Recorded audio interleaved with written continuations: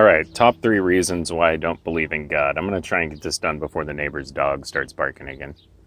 So, reason number 1, God cannot be an agent.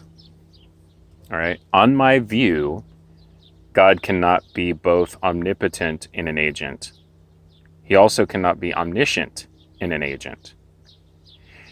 And what I mean by that is, for me, agency is cashed out in having the ability to fail. So if you say that God is omnipotent and you cash out omnipotence in the inability to fail, then on my view, he can't be an agent. And so how am I cashing out agency? Well, the way that I differentiate between inanimate objects and agents is that agents have normative states, that is, beliefs, goals, aims, desires, intentions, etc. These are normative states, are those kinds of things, or intentional states are those kinds of things that you could be in or out of accord with. Okay, like let me give you an example. So if there's an apple on the table, if I believe that there's an apple on the table and I have the desire to eat the apple, I can be out of accord with that belief and desire by not eating the apple. Okay, God, however, doesn't work in this way, right? If God is omnipotent and omnipotence is cashed out in the inability to fail, then God, on my view, can't have normative states like that. Now, there's a very uninteresting paper by, I believe it's Pierce and Pruss, that cash out omnipotence in some philosophically rigorous, or they think a philosophically rigorous way, that God has, quote, perfect efficacy of the will, end quote. So first of all, that's vacuous. Nobody knows what the hell that means, what this like perfect efficacy means. And then 2, they still, even on the most, they admit that even on the most philosophically, or even at the most philosophically fundamental level of omnipotence, that is to say that God can't fail. And if, again, God can't fail, then he can't have normative states. God can only ever be causally disposed to act in a way that God is causally disposed to act.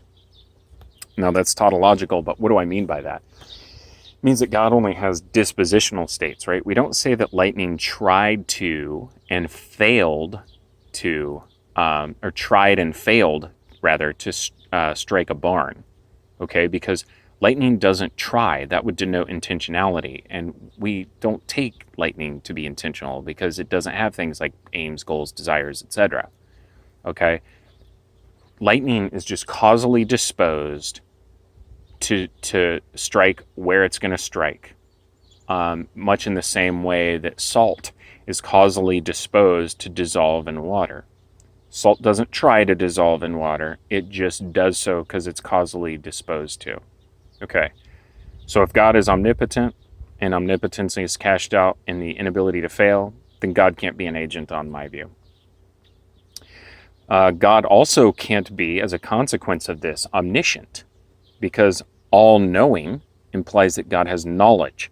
And if knowledge is a subset of belief, and God can't have beliefs, because beliefs are the kinds of things that are normative, and we've already established through his omnipotence that he can't fail, and therefore does not have normative states, then he can't have knowledge of any kind.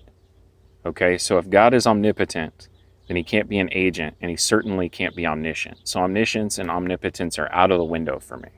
If I believe in a God, it's going to be some sort of like Thor type, very human, anthropomorphized kind of God, or a God that's just like a deistic God, totally impersonal, not even a being, but like just a like some sort of like alpha omega eschaton with no personality, no like physical material effect on the world, etc. Right? So omnipotence and omniscience are out of the window. Number 2 reason why I can't believe in God.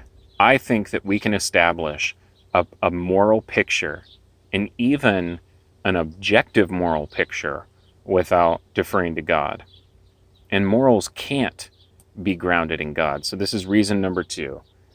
We can explain morals, and we can explain non-material things such as propositions, moral intuitions, etc., without a God.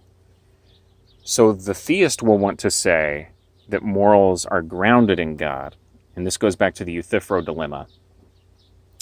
Horn number, well, ancient philosophers said, is something good because God commands it, or does God command it because it's good, right?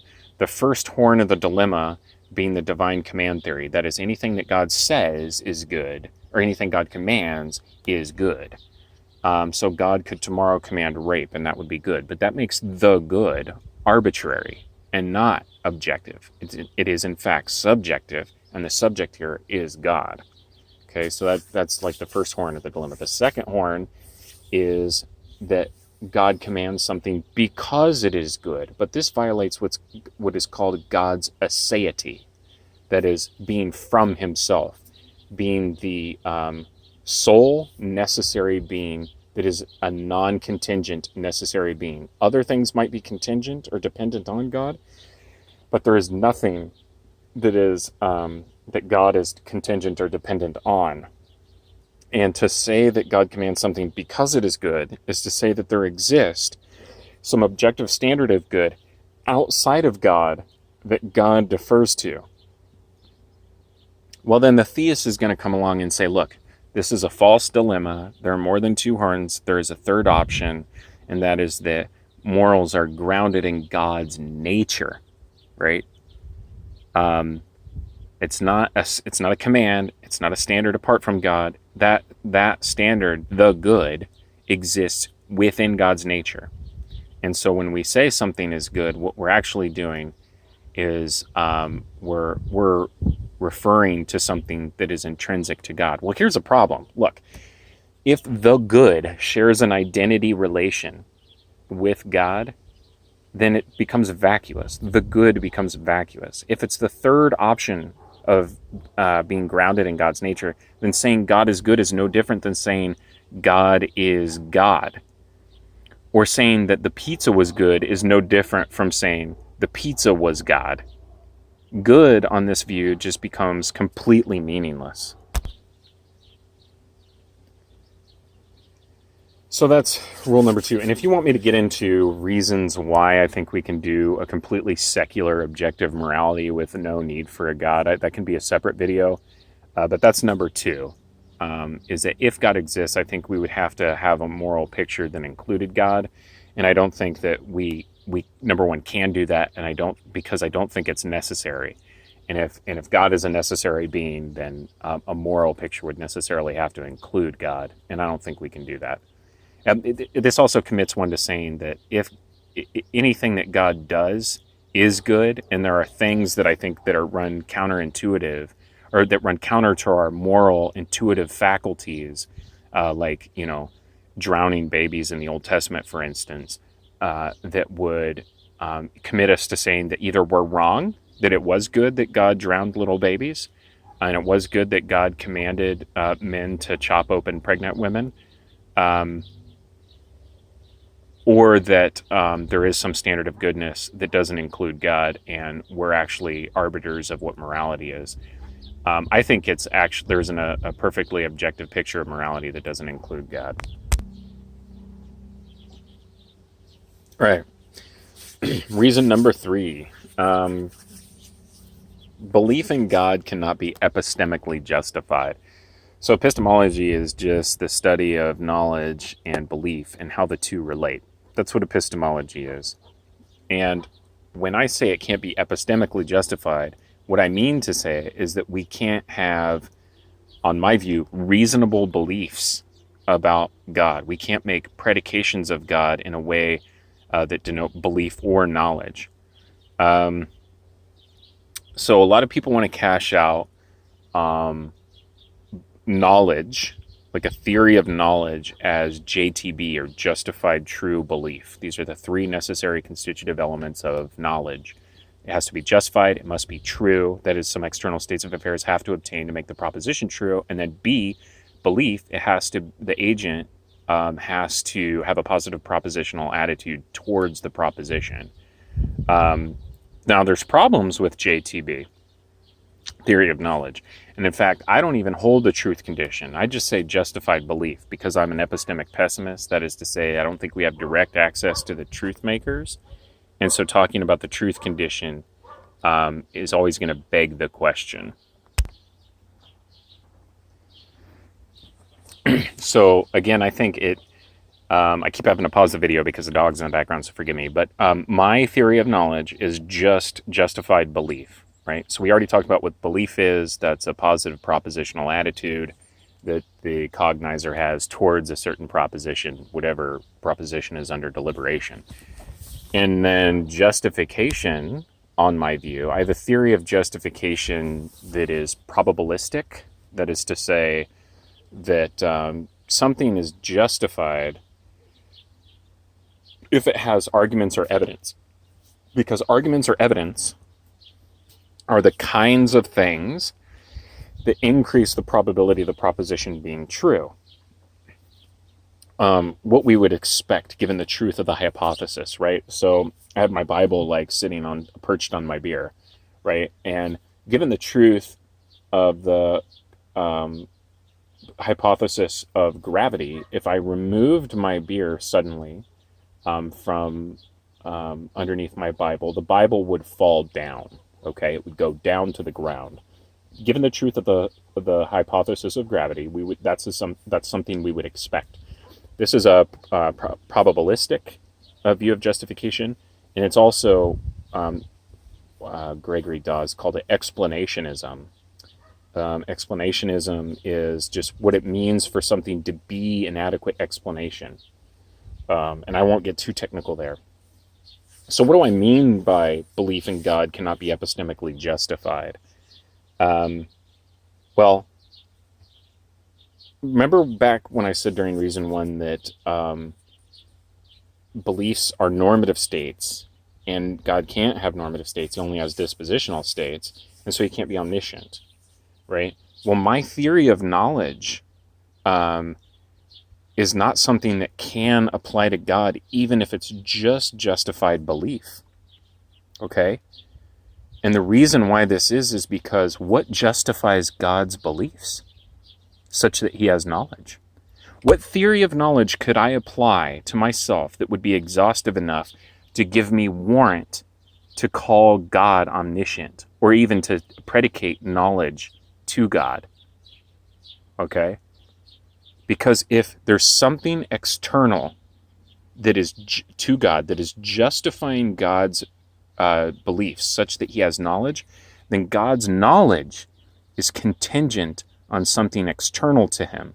This is what's called open theism, and it's an outright heresy on the general theistic view. We're talking like the Abrahamic monotheistic gods. God is supposed to be, like we said, ase, or have aseity, that is, only from himself. No part of him is contingent. And yet, if God learns from things that are happening to him externally through time, in order to have knowledge, then his knowledge is contingent on us. And if any part of God is contingent on me and my actions, then that is not necessary.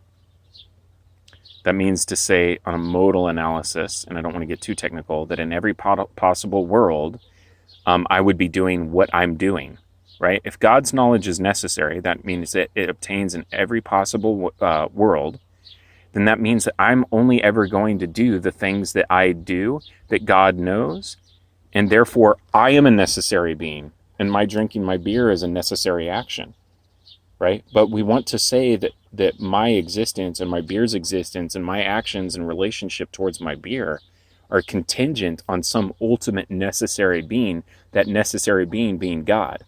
But if we can't construe a theory of knowledge that would allow us to make predications about God such that God has knowledge, without falling into the heresy of open theism. Okay? So just real quick before the dogs start barking again. The top 3 reasons are: 1, God cannot be an agent because he can't fail. And if he can't fail, he can't have normative states. If he can't have normative states, then he can't also be omniscient. So there's reason 1. God can't be an agent. Number 2, morals cannot be grounded in God. I think if God is a necessary being, then we're going to have a moral theory that necessarily includes God, and I think we can do that without God at all. And in fact, to say that morals are grounded in God is to engage in a tautological view such that the good loses all meaning. So number 2, Morals cannot be grounded in God. Number 3, belief in God cannot be epistemically justified. No theory of knowledge is exhaustive enough such that we can make predications about God having knowledge, and we ourselves can't have knowledge of God. Now, there's a separate argument about what it means to justify knowledge of God, and it goes something like this, and I may make a video if enough of you ask me about it. But if God is the creator God, then that means every fact is contingent on God. Every state of affairs external to you, and including yourself, are evidence for God. And if everything is evidence for God, then you can't have evidence against God. And if you can't have evidence against God, it is an unfalsifiable hypothesis and thus not an explanation on a Popperian view of philosophy of science or a Dawesian explanationist view. So once again, God can't be an agent. Morals can't be grounded in God. Number 3, belief in God cannot be epistemically justified. I tried to keep this video short. We're running 16 minutes. If you have any further questions, I'll be happy to answer them in another video. But this beats me sitting and thinking for an hour trying to type out and be rigorous. So I hope I've made sense, and love you guys.